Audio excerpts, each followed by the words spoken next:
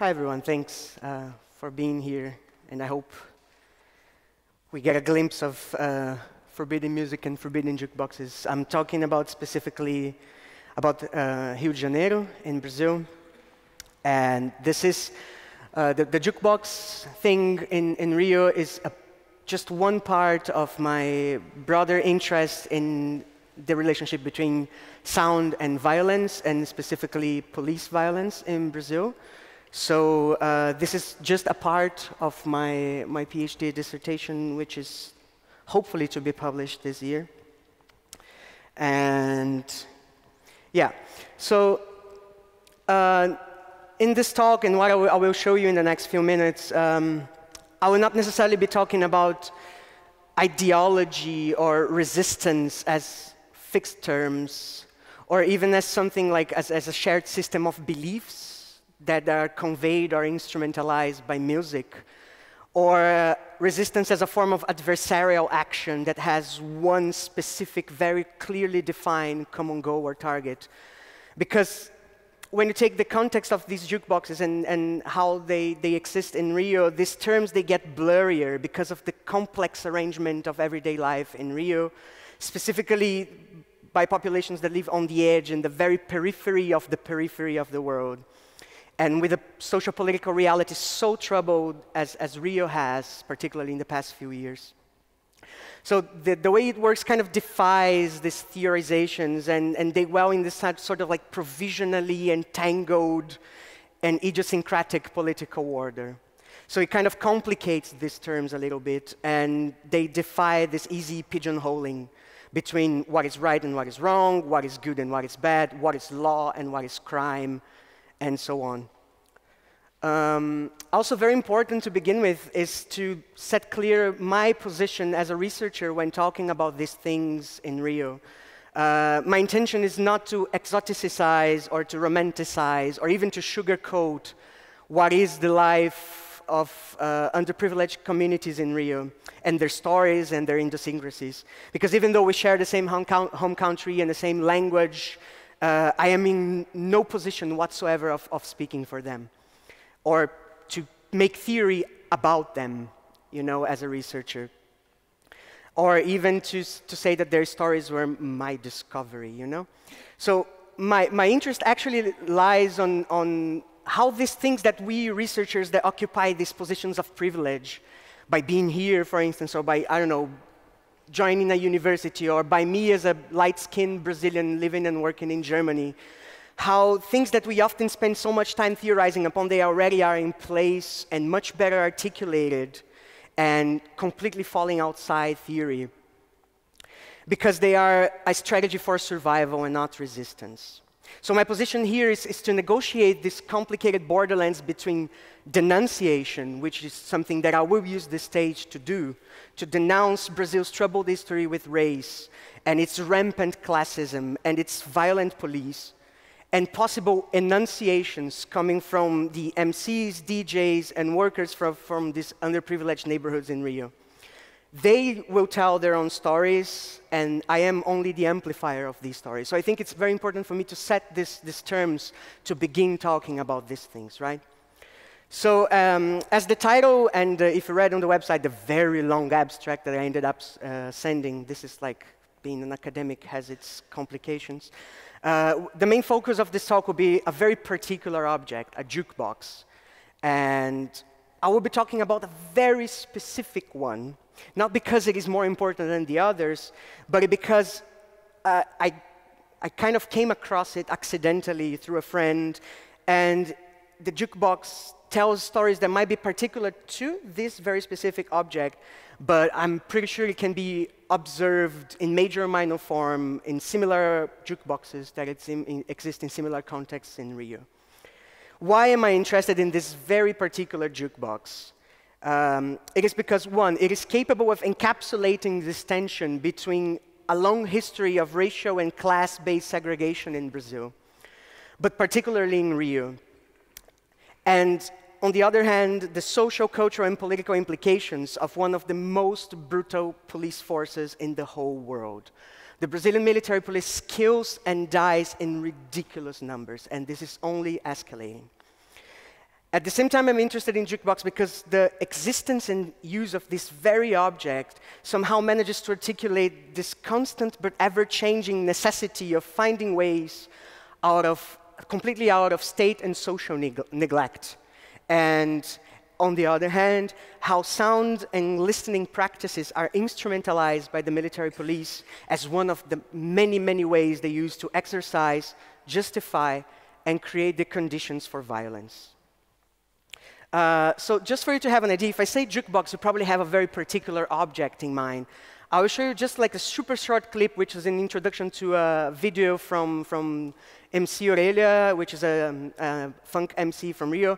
I'm just showing the introduction because I just saw this video 2 weeks ago, and it's kind of, oh, it features a jukebox, might be interesting to show. So it doesn't have any sound, it's just like, so you get an idea of what kind of object we are talking about. And where it is. So it's, I think I can talk over it.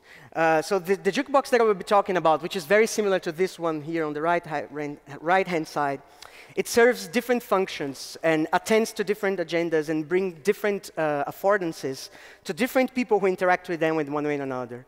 But it is an invisible nodal point of the social life around it. Because it's not only about the music it plays, but also how it plays, why it plays, when, by whom, and for whom. So, interestingly enough, the presence of jukeboxes in Brazil kind of mirrored the early history of jukeboxes as devices in the US. Because the very name of the object, juke, is intrinsically related to Jim Crow US in the South, and the so-called juke joints, which were roadhouses, bars, and cafes, which will be mostly places for African Americans to go and to listen to music because, of course, they couldn't go to white segregated places in the South. Even the word juke is believed to come to have West African origins, to mean disorderly, wicked, and then it became associated with brothel, roadhouse, all places which were seen as inadequate by the US southern middle class. So by looking how this jukebox gets its name, clears up this connection between the listening practices it affords, this communal listening, and the racialized subject that enjoys these practices. But then in the US, of course, when it became a profitable business model, jukeboxes got its name attached to it, like the juke thing, and it became a driving force of the US American image, from patriotism to raising morale of deployed US soldiers in World War II, trying to curb juvenile delinquency and so on.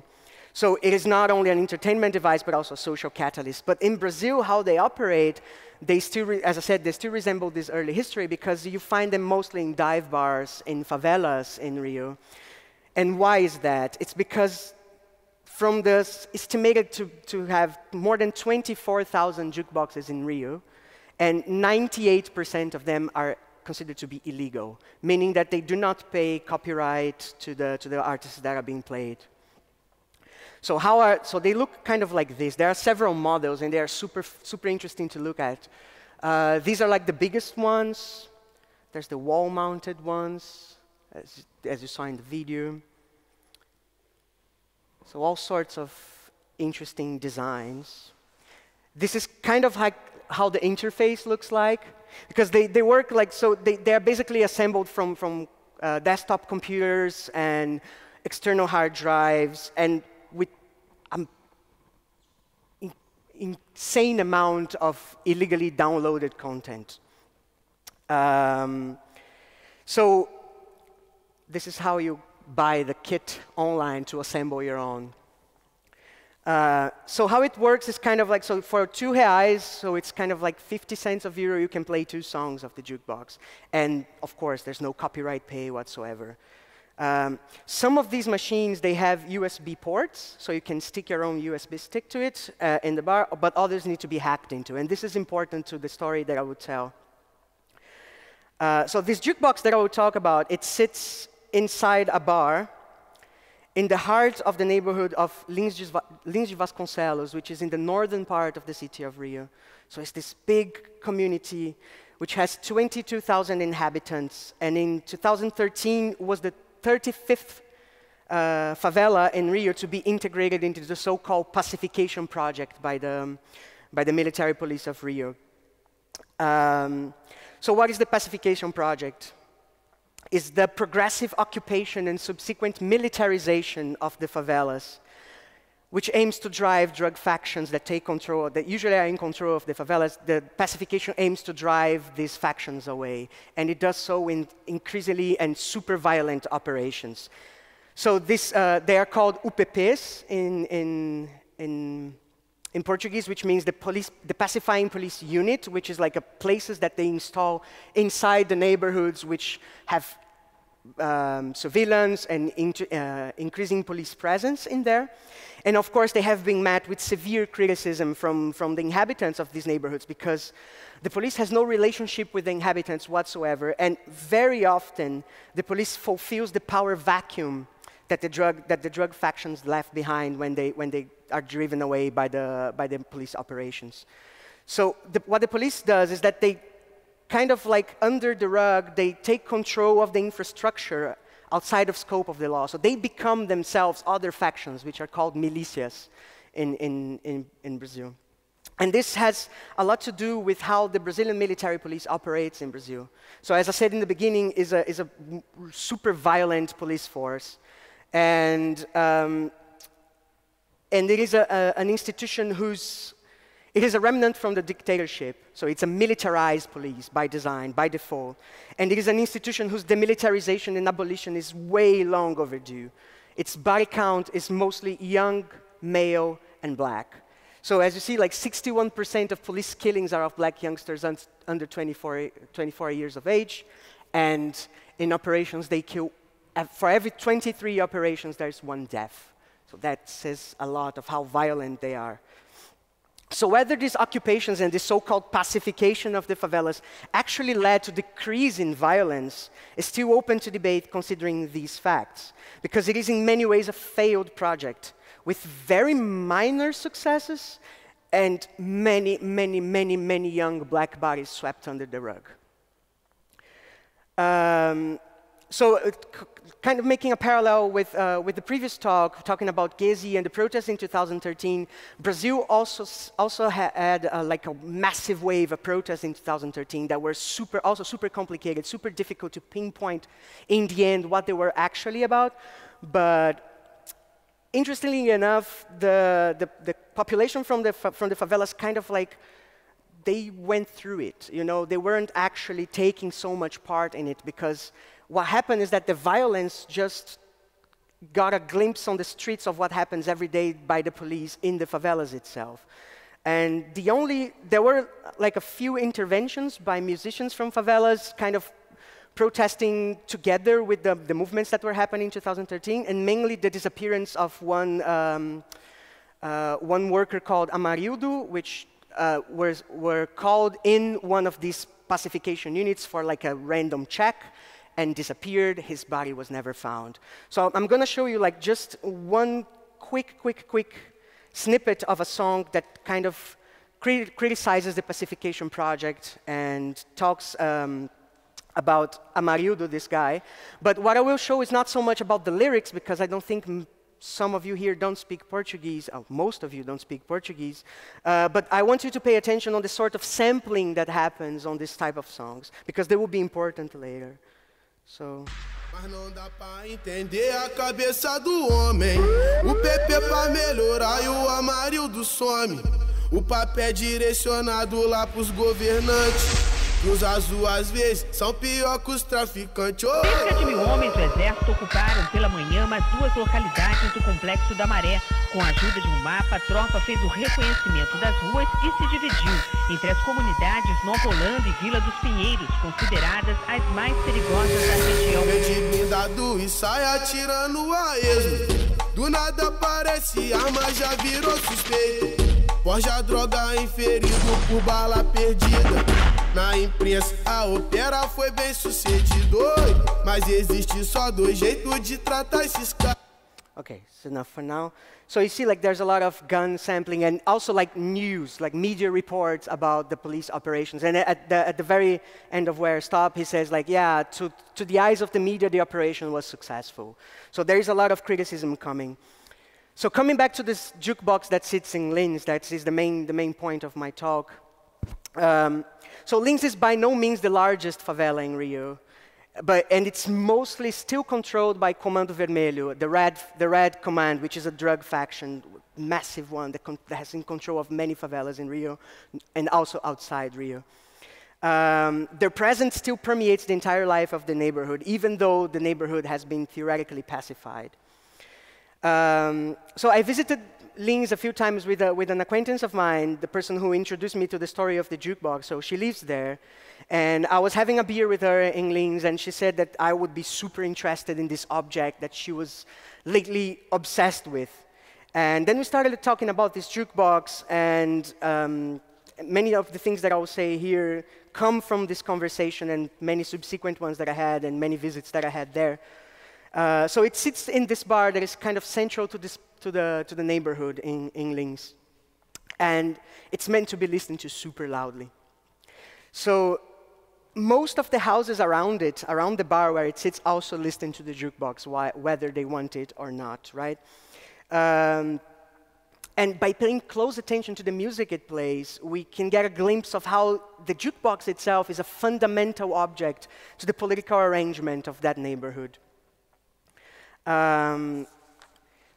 Because the jukeboxes, as I showed earlier with the cases that they are enclosed in and etc., they are a business model for the factions and as well for the militias, because they generate a lot of revenue. So the militias and the factions who control the jukeboxes, they take 30 to 40% of all the money that gets in there. And it's interesting because each faction designs its own label for the jukeboxes. So they have like little seals with drawings, like cute animals, landscapes, and etc. And so they also, of course, they also control gambling devices such as slot machines. And gambling is illegal, completely illegal in Brazil. But jukeboxes, of course, are not. It's just this pay-for-play business model. And bars who own the legal jukeboxes, so the ones that are registered and pay copyright laws, they often get their machines subtracted by the factions, destroyed, and they force the bar owners to either buy one of their illegal jukeboxes, or the bar owners end up not using them altogether. And why is that? Because here comes the most interesting thing about this type of jukeboxes. They, of course, they have all this massive content in them. They play mainstream commercial music, such as sertanejo, classic rock, samba, and so on. But they also play music that circulates predominantly inside the favelas. So either the faction who owns the jukebox will load them with certain specific songs, or people can plug their USB sticks or hack into the hard drives and put songs in there. So knowing how to identify these jukeboxes by the seals that they carry or the songs that they play is a subtle way of knowing and letting others know which faction is in control. So these songs I'm talking about that are inside the jukebox, that circulate in ways other than the mainstream channels, they belong to a subgenre of funk carioca, which I'm not sure if you're all familiar with. It's also known as baile funk in Europe. But it's a subgenre of it which is called proibidão. The word proibidão is an aumentative for the word proibido, which means forbidden. And it exists as a subgenre since around 1995. It has other names, such as rap de contexto, context rap, or rap de facção, faction rap. And it has a bad reputation outside the favelas because media portrays it as advocating or inciting crime, and usually portray the MCs and DJs who produce this type of music as criminals themselves, which is in most of the cases not true. But this only fuels the middle-class hatred of funk, and of course, intermingled with the racism that permeates Brazilian society, and paves the way for the criminalization of the genre, which was tentatively criminalized as a law in 2008, was ruled over in 2009, and has been heating debate again last year to criminalize funk as a cultural activity, which is insane. So Proibidão is interesting because it uses a lot of sampling from guns and a lot of sampling from media news, a lot of sampling from police sirens and phone calls and etc. as part of its sonic palette. So in contrast with what we were saying, what was said about the Turkish protest songs in the last talk, even though you cannot understand the lyrics of Proibidão, you can get a glimpse of the type of violence they are talking about because it's there in its sonic content. The lyrics, of course, they also list types of guns, they praise the factions, they praise police, they poke fun of police operations, they celebrate certain leaders of the factions, but at the same time, they just describe the reality of everyday life in favelas. So most of the MCs, when they are asked about, oh, are you not saying about, talking too much about graphics, are like, yeah, I mean, that's what I see every day. I see big guns walking past me every single day. So interestingly enough, probably you know one of the most famous songs of Proibidão, which got its lyrics changed to appease to certain markets. So if you watched Elite Force, I think is the name, Tropa de Elite, the movie, you probably know this song. Nesse país todo mundo sabe falar que favela é perigosa, é lugar ruim de se morar. Mas ela é muito criticada por toda a sociedade. Mas existe violência em todo canto da cidade. O meu Brasil é um país tropical, a terra do funk, a terra do carnaval. O meu Rio de Janeiro é um cartão postal.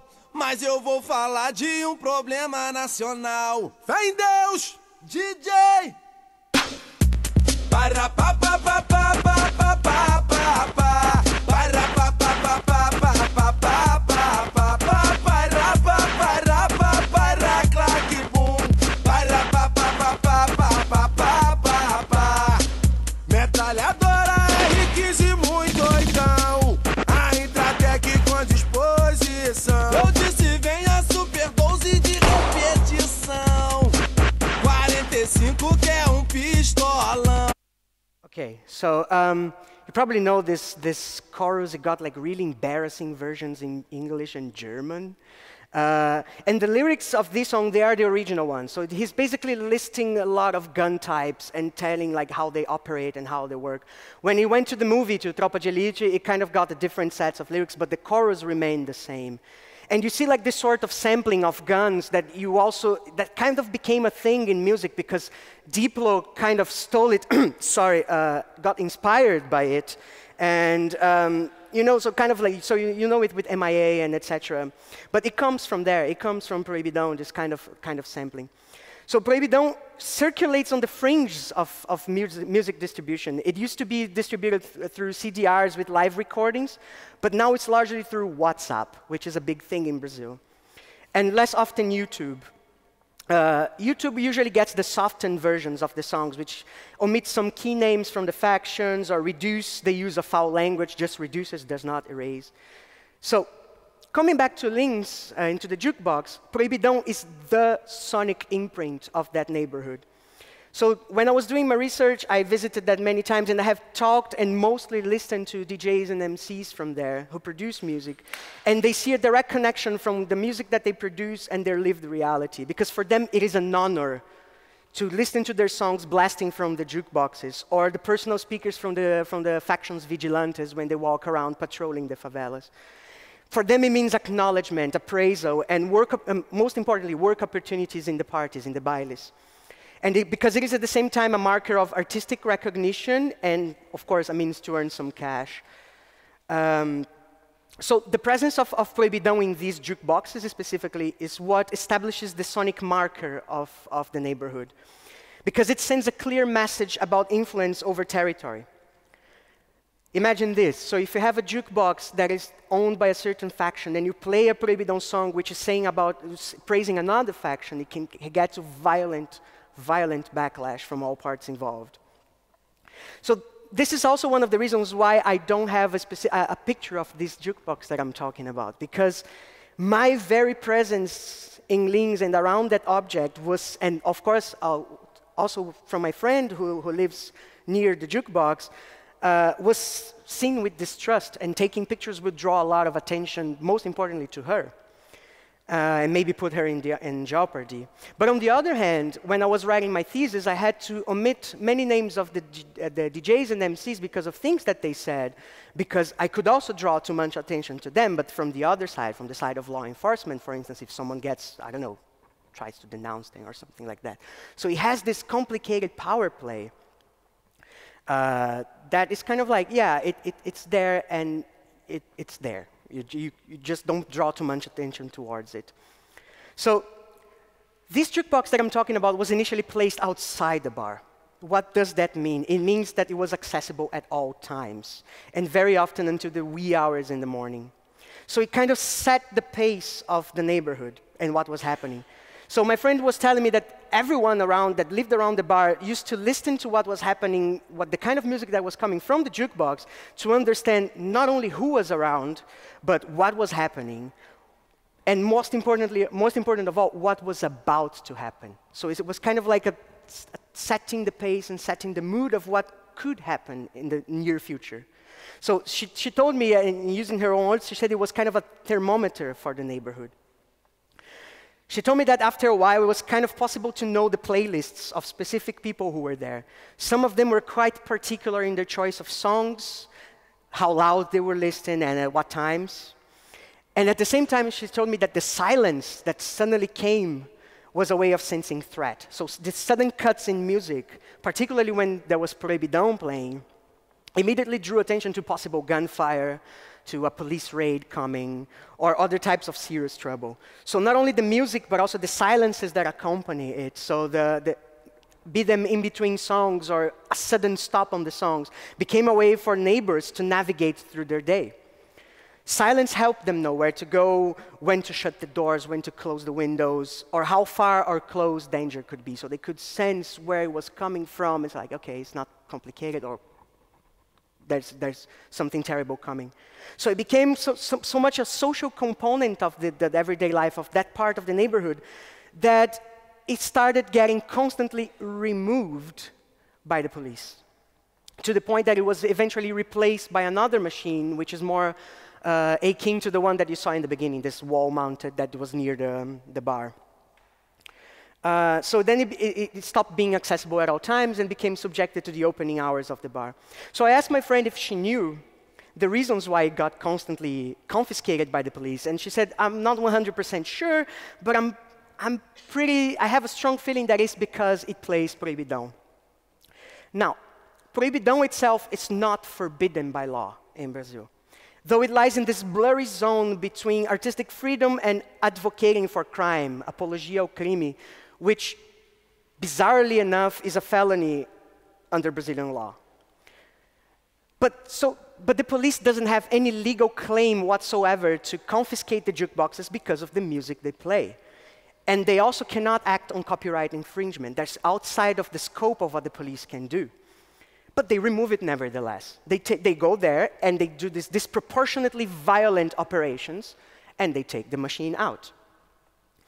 So for the UPPs, for the pacification units, and this is what we can gather from it, for them, Proibidão poses a direct threat to this aura of peace that the project of pacification aims to convey.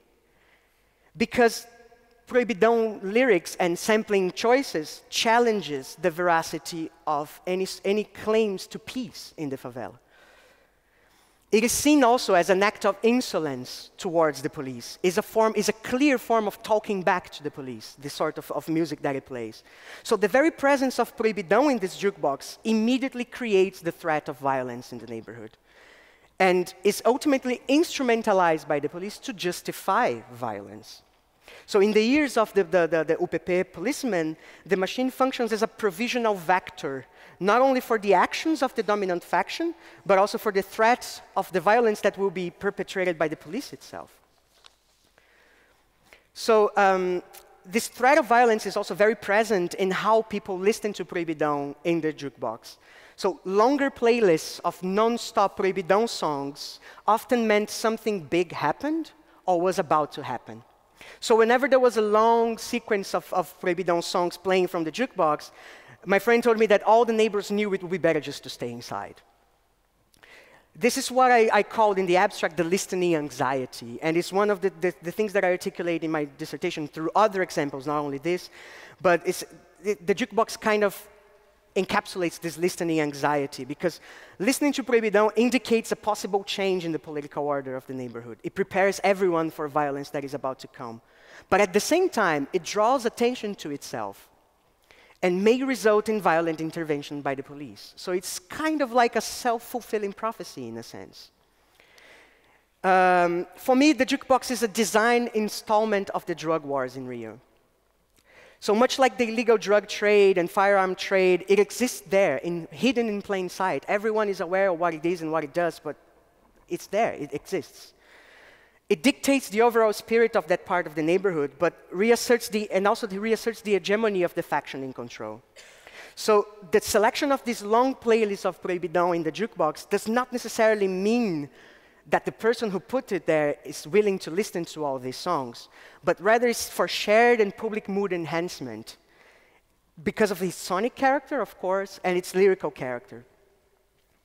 It is a form of shared listening that expands this intended design of the original jukebox, which is casual listening, background listening, or musical entertainment, to become an instrument for the non-verbal communication of the threat of violence. So sharing music among these immediate listeners becomes a code for mutual recognition as members of a community. That's one. And also sends a warning sign to the neighbors for their own safety. That's two. But at the same time, it broadcasts music to the targeted enemy, be they the rival factions or, which mostly is the case, the police, as a direct affront and provocation. So it's very interesting for me because what the jukebox kind of does is kind of blurs the distinction between civilian and military auditory spaces, because there's this imminent threat of combat happening at all time, be them through the songs that it's playing or the perceived quietness of the environment. So the soundscape of Lins, this neighborhood, in the act of listening to Proibidão, it's in neither and both states at the same time. It's in neither in civilian and at the same time both in civilian and military states at the same time. The auditory space of Lins, in the presence of this very jukebox, is governed by the anxiety of the militarization, of the wartime as normal life, that it not causes it, but it kind of encapsulates it. It makes it more explicit. On the other hand, the police trying to criminalize certain listening practices designs this scenario of this, what I call an auditory state of exception, because it has enough rough edges to justify actions falling outside of the scope of written law. So Stuart Hall, he calls it the amplification character of the police. He says that the act of policing creates and foments the conditions for more violent acts to happen. So the jukebox creates conflict by violently, the police creates conflict, sorry, by violently silencing the sounds that are perceived to generate conflict in the first place. So whether or not listening to Proibidão and engaging in what the lyrics are saying actually leads to conflict does not matter. It's not a correlation-causation matter, but rather the sonic affordances of this very object that plays Proibidão in such a way triggers these anxieties that provoke a shift in the auditory perception of the community. So it is the way that it occupies the auditory space of the neighborhood that allegedly allows the military police to bend the rules a little bit and exacerbate their already very strong authoritarian position in the favelas. Because the machines are perceived to be menacing and to the hegemony of the so-called pacification. So at the same time, by removing these jukeboxes and trying to criminalize them, they abuse the state apparatus to protect their own interests. Or put differently, they directly act on the forceful erasure of certain auditory markers of that community, namely Proibidão, from the auditory space of the neighborhood. It creates this temporary set of unwritten laws, which are enforced by this armed wing of the state in order to render not only the machine silent, but also the population who uses it. So the auditory codes that the population of links create to kind of counteract this violent threat by the police, they only exist insofar the jukebox is there. But they will never disappear. If the jukeboxes disappeared, they will never disappear. They would just change. They would just mutate and find other codes, other places, and other modes of using the sonic sounds and the way people listen to complicate the boundaries between law and lawful, ideology and resistance, violence and survival. And I will end just playing a song by one of the MCs of Links. And thank you, yes.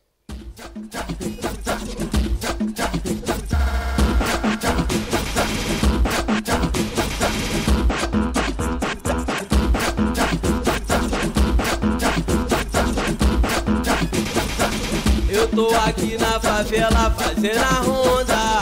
Brotou, nós vai acertar, só de meiota. Lá vai fogo, policial.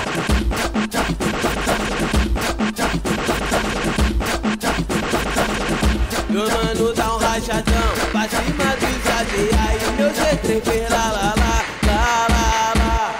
Vieram de caosado, instalando o PP. E os cria tá cheio de ódio, a bala vai comer. Moleque é bom, geral dá rachadão. Dá pra cima da vez, cima do caveirão. Boladão, pesadão, só cria de favela, menor euroticão. Boladão, pesadão, RP tá mandando.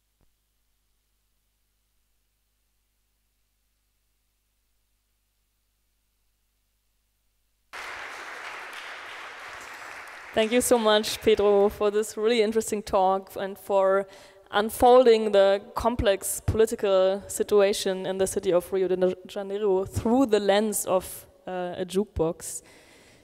Are there any questions from the audience or any comments?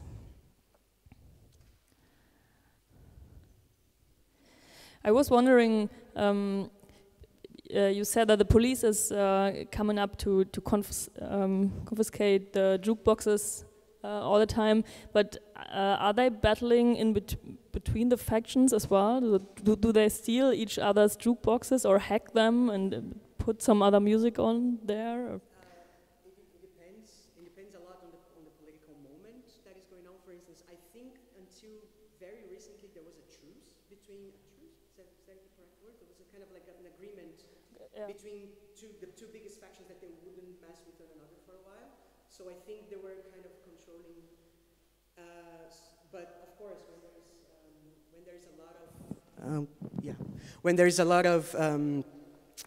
when there's no peace agreement between the factions, of course they will try to control one another's territory, because that also means like influence over the drug and firearm trade.